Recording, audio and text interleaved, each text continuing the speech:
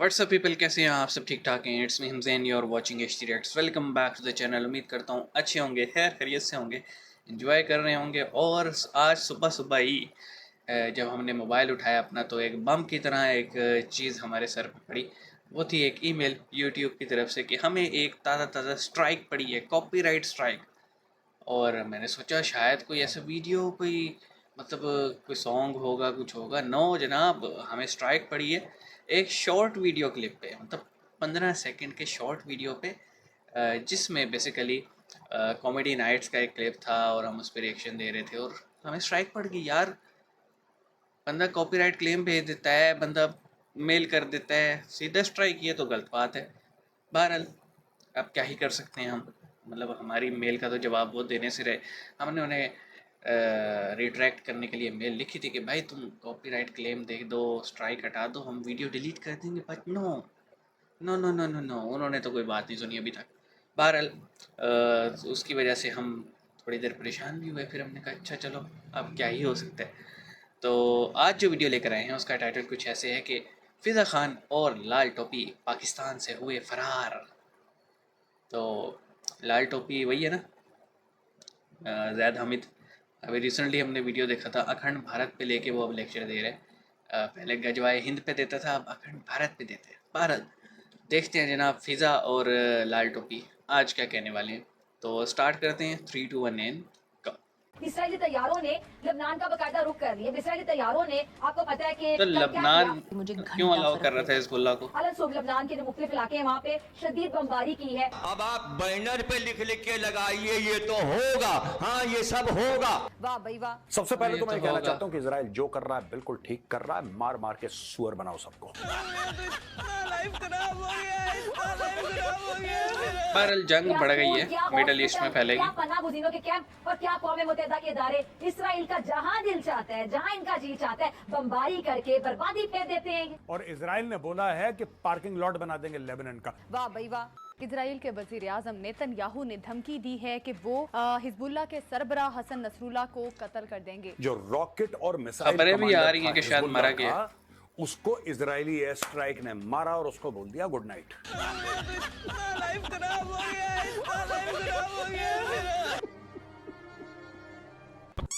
बच्चों का ये कत्ल तारीख में फिरौन ने किया था या फिर आज ये नेतन्याहू जो आज का फिरौन बना हुआ ये कर रहा है। अरे बस कर, रुलाएगा क्या? फिरौन ने कब किया? अच्छा एक हाँ, हमारे वो राजस्थान में एक कहावत बोली मोजेस जाती है, के भैंस लिए। प्यारी और पाड़े को दर्द हो रहा है। और नहीं तो क्या। वही हाल इन कन्वर्टेड मुसलमानों का है, खास तौर से पाकिस्तानियों का, हिंदुस्तानियों और बांग्लादेशियों का। बात तो सही है। 0.2% यहूदी इतने ही बास है और असर रसूख के हामिल हैं कि दुनिया में उनके सामने ये जो हर्फ इनकार है इसकी जरूरत नहीं है। क्योंकि मोर देन 70% इकोनॉमी उनके हाथ में। अगेन लोग बात करते हैं ना कि ओह, पैसा लाल कहाँ से टोपी। लाएंगे। पाकिस्तान के पास अगर आज पैसों की थोड़ी कमी है तो अल्लाह ने हमें एक एटमी ताकत बनाया है। फिर कई मुसलमान मुल्क हैं जो खौफजदा हैं, घबराए हुए इस नए आलमी निजाम में जंगें आ रही हैं। उनको अपने तहफ़्फ़ुज़ के लिए हथियार, असलहे और एटमी ताकत की जरूरत है। अच्छा, ये है वो स्ट्रॉन्ग डिप्लोमेसी जो हम करेंगे। अरे वाह, मुसलमान मुल्कों के साथ डिफेंस अलायंसेस बनाए। ठीक है। पाकिस्तान उनको न्यूक्लियर अम्ब्रेला प्रोवाइड करे। हाँ, अभी देगा पाकिस्तान मुफ्त में और पाबंदियां लगवाएगा। एक नाजायज औलाद है इसराइल अमेरिका की, एक नाजायज माँ बाप का नाजायज बेटा है नेतन्याहू। इतना बड़ा बेगैरत, इतना बड़ा अपने उस पे बैठ के जो मर्जी बोलते रहो। बेअसूल मैंने दुनिया में कोई लीडर नहीं देखा। तू क्यों रो रहा है? तेरी माँ मर गई है। भाई लड़ाई हो रही है इजराइल की, हिजबुल्लाह की, हमास की, और पेट में दर्द किनके हो रहा है? पाकिस्तान पाकिस्तानियों के। उम्मत मुसलमान समेत दुनिया की तमाम ताकतें सिर्फ जबानी मुजम्मतों को काफी समझे हुए हैं। मुजम्मती बयानात, मुजम्मती बयान आगे भी चले। पाकिस्तान मुसलमान मुल्कों से कहे कि Basically, तुम they are हमला war होगा, तुम्हारी mongers. हिफाजत पाकिस्तान करेगा। जबानी जमा खर्च करके साथ फिजा और ये ceasefire लाल की टोपी। कोशिशें की जा रही, लेकिन ये तो गजबनाक इसराइल कुछ सुनने को तैयार नहीं है। इब्राहिम कुबैसी वो बंदा था जिसने सन 2000 में 3 इजरायली सोल्जर्स को किडनैप करा। किडनैप करने के बाद उनको जान से मार दिया और प्रिजनर एक्सचेंज जब हुआ 2004 में तो उनकी डेड बॉडीज वापस पकड़ाई। तो हिजबुल्लाह वाले कहते हैं बड़ा बहादुर आदमी है। और वो तमाम मुसलमान ममालिक जो अमीर हैं, दौलतमंद हैं, अमीर आदमी देखा नहीं कि भिखारी की तरह भीख मांगना शुरू। बड़े शौक से वो पाकिस्तान का पूरा खर्चा उठा लेंगे इस गारंटी पे अच्छा। कि पाकिस्तान उनकी एटमी हिफाजत करेगा। मैं अगर लड़का होती तो एक ही चीज बोलती,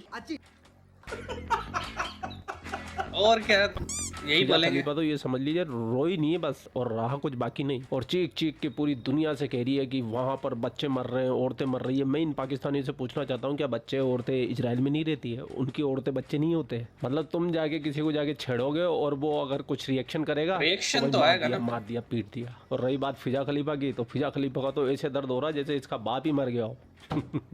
इजराइल वालों ने मिसाइल इसके बाप की खोपड़ी में मार दी हो। देखें बहुत सारे लोग हो सकता है मुसलमान जब भी मेरा ये वीडियो देखें तो वो मुझे 10 गालियाँ लिखेंगे, लेकिन बात सीधी सी है। 7 अक्टूबर 2023 को जब हमास ने अटैक कैरी आउट किया, अनप्रोवोक्ड अटैक, मतलब 2005 से लेके 2023 तक, जब से इज़राइल ने वेस्ट बैंक और गज़ा वापस पैलेस्टीनियन अथॉरिटीज़ को दिया, तब से अब तक ठीक है कंट्रोल इसराइल का ही था, चेक पॉइंट्स थी आने जाने का, लेकिन इस तरह से लार्ज स्केल हमले नहीं हो रहे थे। रेड्स होती थी कभी कभी, ये कभी एयर स्ट्राइक्स, ये सब नहीं हो रहा था। जब अनप्रोवोक्ड किया और उनके बंदे बंदे मार दिए, तो भाई बात सीधी सी है, जिसके पास ताकत हो और आप उसको छेड़ के भागें, वो तो फिर ताकत इस्तेमाल करेगा। तो मैंने उस टाइम भी लिख दिया था कि तुमने अपनी वो कॉफिन में ना आखिरी कील ठोक लिए ये करके। अब लेबनान एक सॉवरेन कंट्री है, लेकिन वहाँ पे आप हैरान होंगे कितना ज़्यादा आप कह लें इम्पैक्ट है, इन्फ्लुएंस है हिजबुल्लाह का। हिजबुल्लाह एक प्रॉक्सी है, मिलिटेंट प्रॉक्सी है ईरान की। ईरान खुद कुछ नहीं कर रहा, ईरान मज़े से मस्त होके बैठा है। हिजबुल्लाह, हौसेस और हमास, इनके थ्रू अटैक कैरी आउट करवाए जा रही है।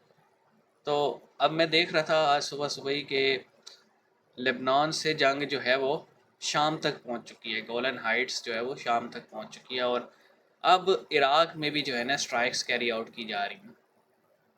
तो इधर से हौसेस ने जो है वो कहा यह जा रहा है यूनाइटेड स्टेट्स के जो कैरियर्स हैं उन पे हमला किया है, डिस्ट्रॉयर्स पे।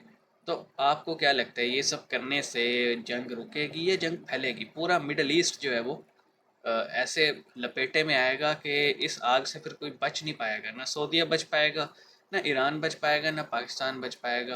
मतलब पूरा वर्ल्ड ही इससे डिस्टेबलाइज होगा।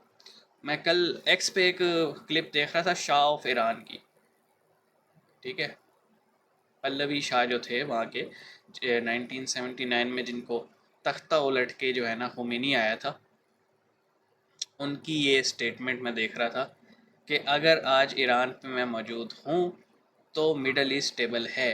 अगर ये मुझे निकाल देते हैं, ईरान को अगर ये किसी तरह से आप कह लें एक रेडिकल स्टेट बना देते हैं, तो फिर पूरा मिडल ईस्ट डिस्टेबल होगा और कोई भी इस आग से बच नहीं पाएगा। ये उस बंदे ने 1979 में कहा था जब उसे निकाला गया। आज उसकी बात सच हो रही है। आज आप देखें कि पूरा मिडल ईस्ट हर 5-6 साल बाद एक कन्फ्लिक्ट उठता है उसमें। और अब ये जो कन्फ्लिक्ट है इसराइल वाला, ये तो ज़ाहिर सी बात है ग्रेटर इसराइल की तरफ बात जा रही है, क्योंकि फिर जॉर्डन भी अब लपेटे में आएगा, इजिप्ट भी आएगा, सऊदी भी आएंगे। अब वो कहते हैं ना एक ऐसा चैन रिएक्शन शुरू हो गया है जो रुक नहीं पाएगा। कुछ उम्मीद थी अगर ये लेबनान से पहले इसको कंटेन कर लेते ना तो कुछ उम्मीद थी, अब उम्मीद नहीं है। बाकी फ़िज़ा का क्या है, लाल टोपी का क्या, ये तो वार मॉन्गर्स हैं जनाब। ये भूल जाते हैं कि हमने कर्जा लोगों से इतना लिया हुआ है कि अगर हम न्यूक्लियर वेपन किसी को सप्लाई करेंगे तो हम अपने ऊपर और मुफ्त में पाबंदी लगवाएंगे। बाकी आप क्या कहेंगे कमेंट सेक्शन में बताइएगा। मिलेंगे, अपना ख्याल रखिएगा। सी यू गाइस।